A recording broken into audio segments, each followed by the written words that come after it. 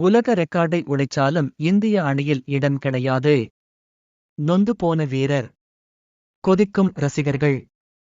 2025 champions trophy தொடருக்கான அணியில் சமீபத்தில் உலக சாதனை செய்த கருண் நாயருக்கு இடம் அளிக்காதது குறித்து ரசிகர்கள் தங்கள் கோபத்தை வெளிப்படுத்தி வருகின்றனர். அவர் சில ஆண்டுகளுக்கு முன்பே தனக்கு இந்திய அணியில் வாய்ப்பு கிடைக்காதது குறித்து மனமுடைந்து இருந்தார். 2022ஆம் ஆண்டு கிரிக்கெட்டே எனக்கு ஒரு வாய்ப்பு கொடு என பதிவு ஒன்றை வெளியிட்டு இருந்தார் கருண் நாயர். இந்திய அணிக்காக 2 ஒருநாள் போட்டிகளிலும் 6 டெஸ்ட் போட்டிகளிலும் ஆடியிருந்த அவர் 30 வயதை கடந்துவிட்ட நிலையிலும் உள்ளூர் போட்டிகளில் உச்சம் தொட்டார். 2025 விஜய் ஹசாரே டிராபி ஒருநாள் தொடரில் அவர் அதிரடியாக ஆடி 7 இன்னிங்ஸ்களில் 752 ரன்களை குவித்து சாதனை படைத்திருந்தார்.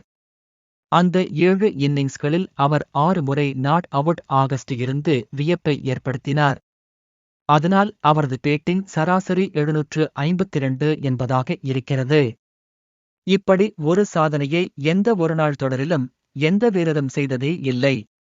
இப்படி உச்சகட்ட ஃபார்மில் இருக்கும் வீரருக்கு இந்திய அணியில் இடம் அளிக்கப்பட வேண்டும் என பலரும் கூறி வந்தனர். சச்சின் டெண்டுல்கர் அவரை வாழ்த்தியிருந்தார். 2025 சாம்பியன்ஸ் டிராபி தொடருக்கான அணித் தேர்வு நடைபெறுவதற்கு முந்தைய நாள் சச்சின் வாழ்த்துக்களை தெரிவித்து இருந்ததன் மூலம் கருணை இந்திய அணியில் சேர்க்க வேண்டும் என அவர் மறைமுகமாக உணர்த்தியதாகவே பார்க்கப்பட்டது.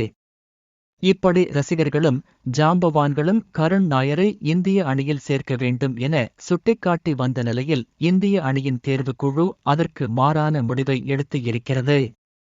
2023 ஒருநாள் போட்டி உலகக் கோப்பையில் இடம்பெற்ற அணியில் 4 வீரர்களை மட்டும் மாற்றிவிட்டு கிட்டத்தட்ட அதே அணியை மீண்டும் அறிவித்து இருக்கிறது தேர்வுக்குழு.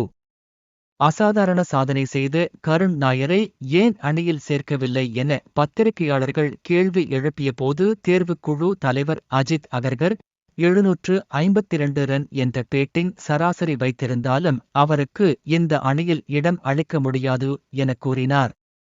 இது ரசிகர்களை கோபப்படுத்தியுள்ளது. உள்ளூர் போட்டிகளில் ஆடும் வீரர்களுக்குத்தான் இந்திய அணியில் இடம் என்று கூறுகிறீர்கள். அப்படி உள்ளூர் போட்டியில் சிறப்பாக ஆடியிருந்தாலும் அவருக்கு அணியில் இடம் இல்லை என்றும் கூறுகிறீர்கள். இது நியாயமா என வெகுண்டு எழுந்து உள்ளனர்.